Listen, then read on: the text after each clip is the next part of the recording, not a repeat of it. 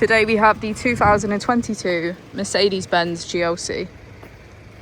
This vehicle has done just over 81,000 miles.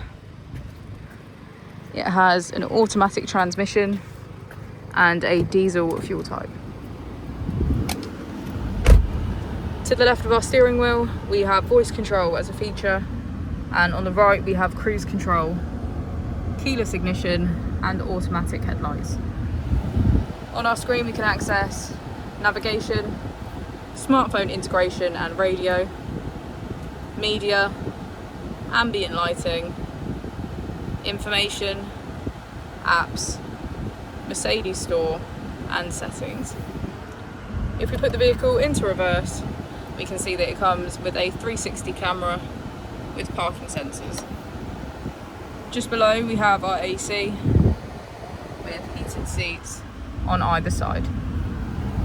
As we go into the back of the vehicle, we can see that it has a full leather black interior and get a good view of our panoramic roof.